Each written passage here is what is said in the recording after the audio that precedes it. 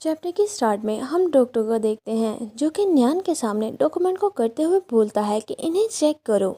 इस weekend 109 research institute का एक इंस्ट्रक्टर अपनी डॉटर को एक एक्सक्यूज के तौर पर ओशन पार्क लेकर जाएगा। वो वहाँ एसी पोशन को एक रेड गले वाले बर्ड को बेचने वाले हैं। तुम्हें उनमें से मौजूद एक एसी पोशन को मेरे बनाए हुए पोशन के साथ स्विप करना है जिससे हम उन्हें ट्रैक कर सकते हैं।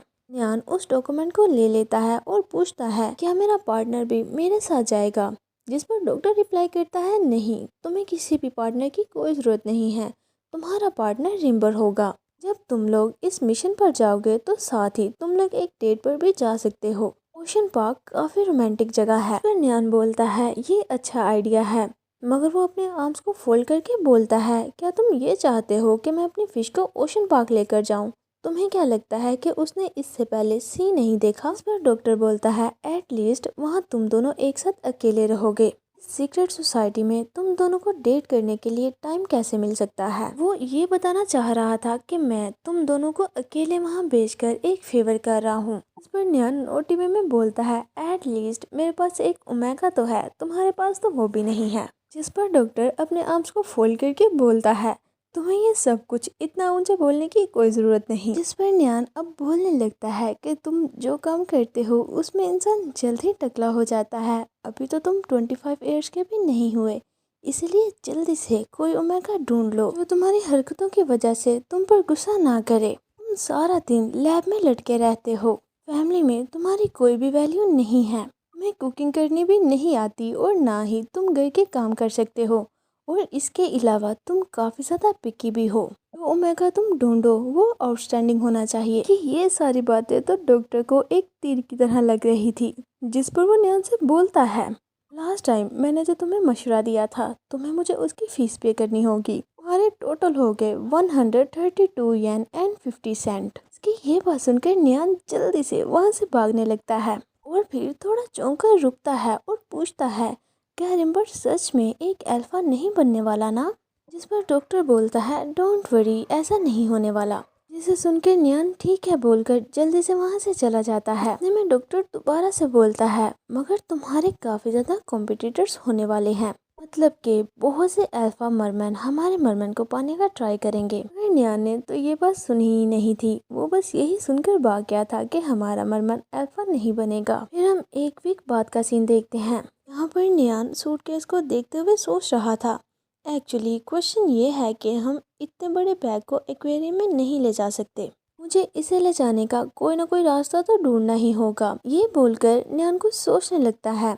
इतने में हमारा मरमैन उसे इशारा करते हुए अपनी तरफ बुलाता है और अपना बड़ा सा मुंह खोलकर दिखाता है कि तुम इसे मेरे मुंह में रख सकते हो। इसे देखकर न्यान थोड़ा चौंक जाता है और फिर वो हमारे मरमैन के क्लोज आकर उसके चीक पर किस करता है। जिस पर हमारा मरमैन बोलता है तुम ब्यूटीफुल और डिलीशियस हो, मैं तुम्हारे अंदर अंडे देना चाहता हूँ। ये बोलकर वो न्यान को पीछे से हग कर लेता है। इस पर न्यान उसके फेस को पकड़कर उसे अपने सामने करता है और बोलता है लिटिल फिश, मगर सिर्फ मैं ही तुम्हारे साथ ये सब कुछ कर सकता हूँ। और सोचता है ये सिर्फ 200 साल का है, अगर हम ह्यूमंस की ग्रोथ स्टेज के साथ इसे कंपेयर करें तो ये अभी भी एक छोटा बेबी ही है।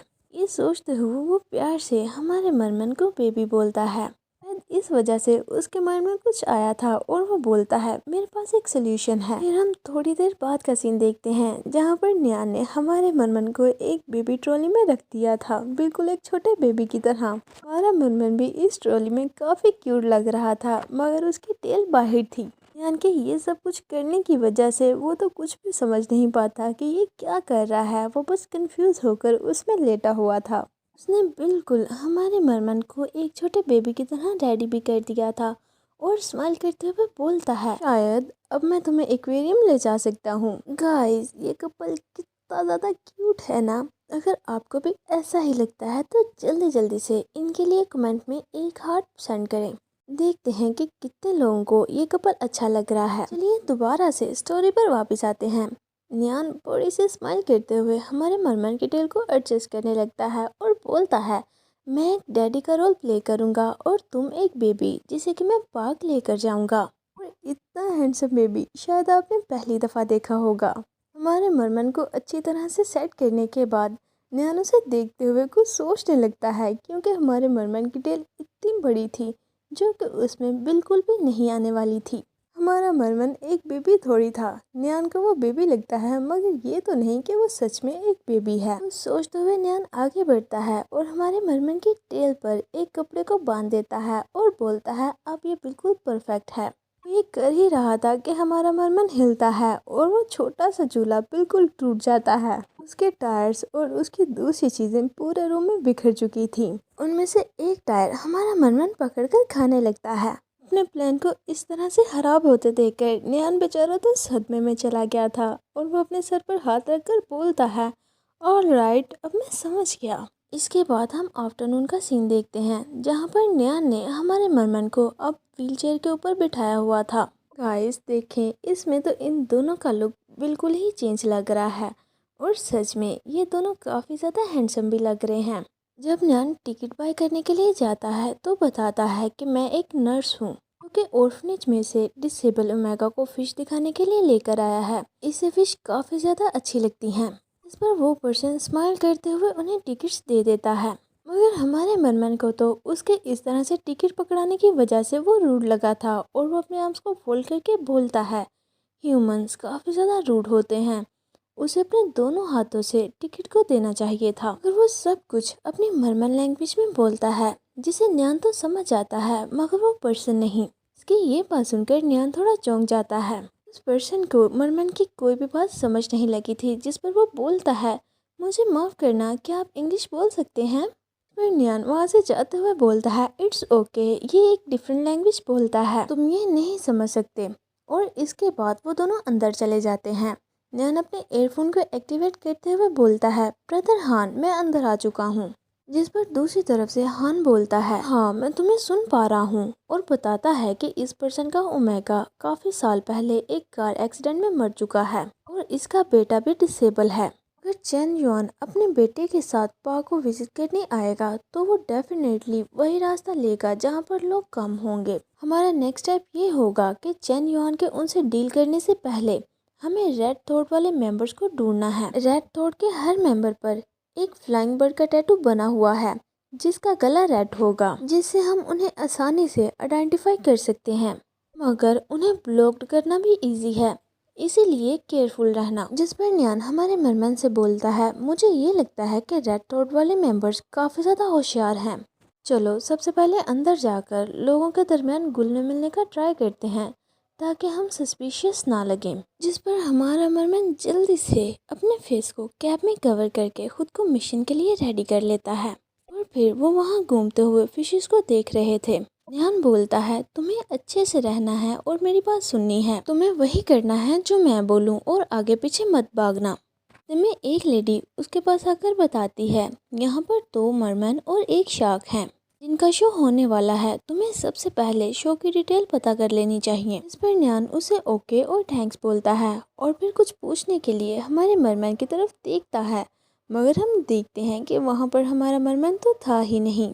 इसे देखकर न्यान चौंक जाता है और चिल्लाते हुए बोलता है कि मेरी फिश कहाँ गई और साथ ही भागते हुए उसे ढूंढने लगता है। ढूंढते हुए वो बार बार उसे बुला रहा था। इतने में उसकी नज़र हमारे मरमन पर पड़ती है जो कि अपना बड़ा सा मुंह खोलकर कुछ खाने का ट्राई कर रहा था। इसे देखकर न्यान थोड़ा कंफ्यूज हो जाता है और रुककर हमारे मरमन को देखने लगता है कि ये क्या कर रहा है।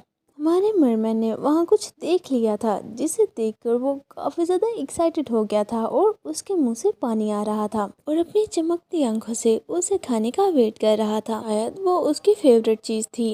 इस पर न्यान उसके क्लोज आकर उसके फेस पर पिंच करते हुए बोलता है क्या ये करना ज़रूरी था? मैं तुम्हें घर पर अच्छे से ट्रीट नहीं करता क्या?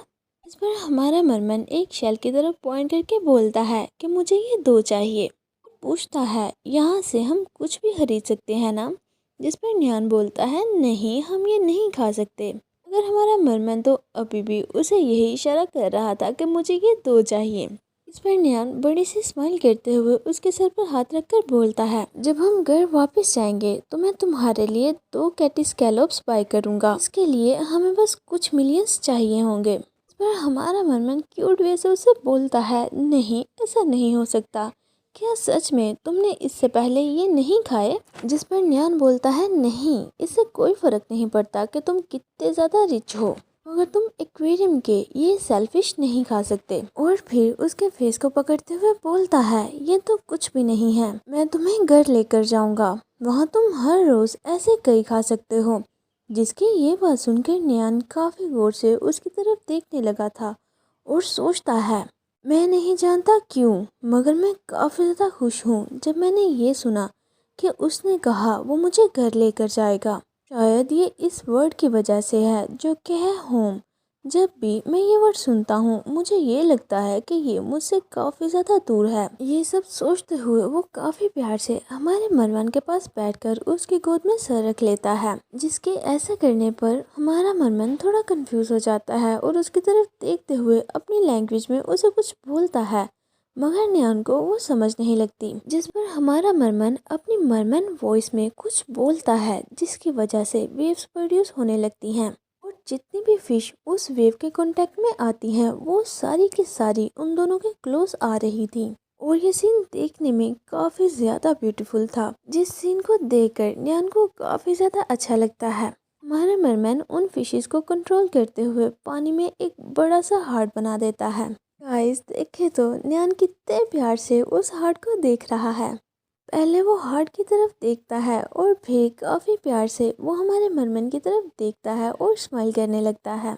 इसी के साथ आज का ये चैप्टर यहीं पर एंड होता है। नेक्स्ट चैप्टर के लिए जल्दी जल्दी से इस वीडियो पर 200 लाइक्स को कंप्लीट कर दें और साथ ही साथ मेरे चैनल फन एक्सप्लेन को सब्सक्राइब भी करें।